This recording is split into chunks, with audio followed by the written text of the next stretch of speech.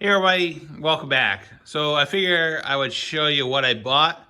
For those of you new to my channel, I'm up in the Northeast, and working out in the garage during the winter is always a challenge because it's always very cold.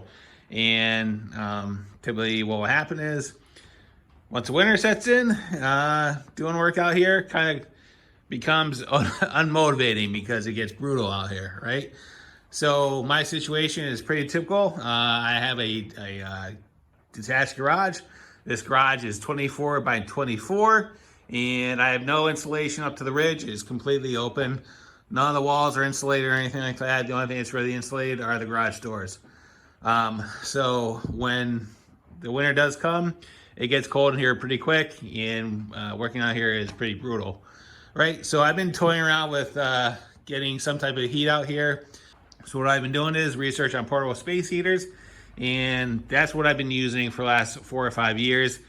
That runs on like little camper, little propane tanks, and they work great for spot heating, but as far as to heat up this whole space, they don't work. So I've been using that. So what I've been doing, like I said, what I've been doing is I've been doing research on space heaters, and there's options as far as diesel or kerosene. You can use propane or you can use electric, and electric is out of the question because the electrical system in this garage is already taxed as it is. I have a single 20 amp 14.2 running out here, so can't do that.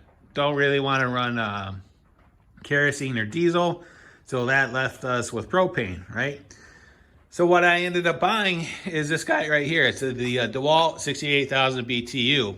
And this is what they call kind of a hybrid type of heater. And the reason why it's that, this has the ability to run off of house power, right? So we have an extension cord because you need electrical power for the ignition source and for the fan that runs off of it. But in the event that you don't have house power, or you're gonna be like in a camping type of situation, or you have a trailer or something that's remote that you want to run this off of, you actually have the ability to attach a 20 volt battery to it, and that will run the ignition source, and it will also run the fan, right? So that's why they call it a hybrid, right?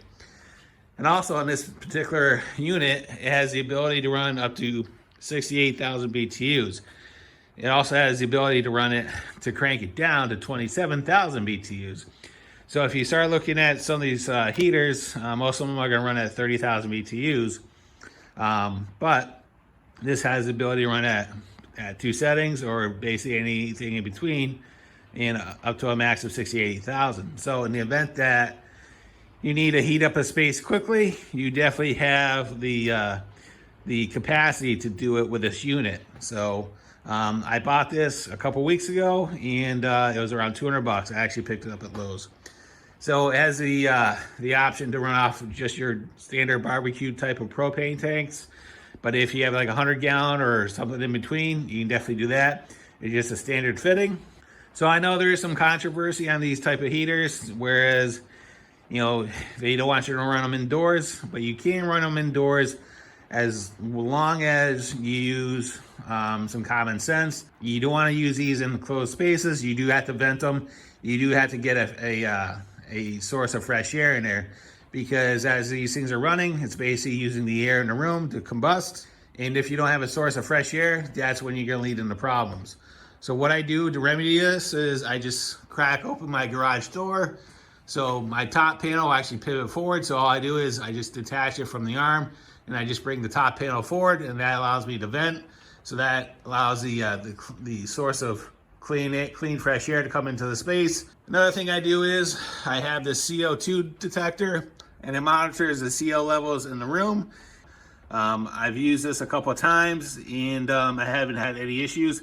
Matter of fact, I've had the heater on for like 2 or 3 hours, and with it being vented, I never had anything register on the CO detector, so that works pretty well. So while we do this, while we go ahead and turn this thing on, I'll show you how to operate it, and then we'll take some readings of the ambient temperatures in the room, and then fire it up and see how it performs. So as far as on the unit, you have 3 things to be concerned with. So you have the on-off button right there. You have the adjustable heat output. So right now we're at the low setting, which is at 27,000 BTUs. In the event that you want to call for more heat, you just rotate it counterclockwise about 45, well, about 90 degrees. That's going to put it up to 68,000 BTUs. But for startup, I just leave it at the low setting. And then over here you have the igniter, or basically the go button. So to operate the unit, you're going to basically do two things. You're going to hit this guy, you're going to hit the on button, and what's going to happen is you're going to hear two things. You're going to hear the fan turn on, and then the second thing you're going to hear is you're going to hear the igniter, right? So that's normal. So once you hear the igniter and the fan, the next thing you're going to do is you're going to come over here, and then you're going to hit the go button, and that's going to basically start the whole ignition system. And what it's going to do is it's going to open up the gas valve, which is going to put gas or propane into the system, which is going to cause it to ignite, and then the heater is going to start to run. So we're going to hit the power button. So you can hear the fan running, and you can also hear the igniter running. So all we're going to do is we're going to go over to this button right here. We're going to press it down for about 10 seconds. You'll hear the heater ignite. And after it lights, we're just going to hold it down. So we're just going to press it down. So now you can let go. The igniter has stopped, and now it's just running.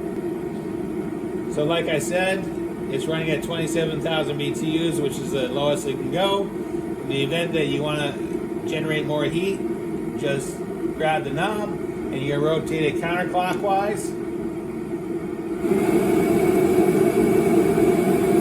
And now we're running at 68,000 BTUs, which is the max with this heater.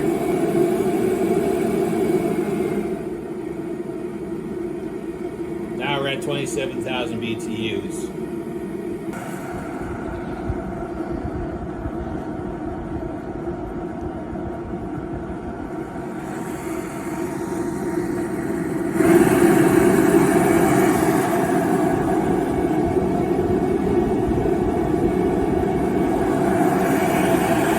Alright, so the unit's running, and the ambient temperature is about 50 degrees in the garage, more or less, 49.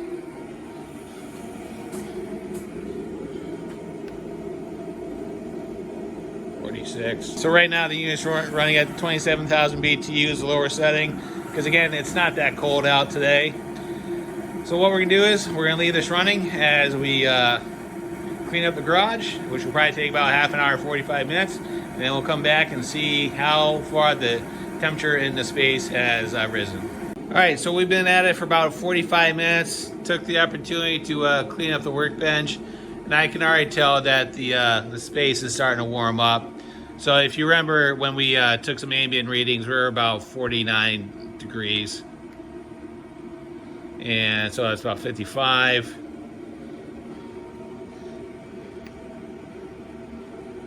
55.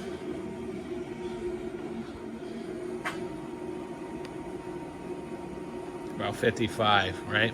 So again, we're starting to bring up the temperature in the garage, and it's only been running for about 45 minutes on the low setting, 27,000 BTUs. And like I said, I can already tell that we're taking the temperature up in the space.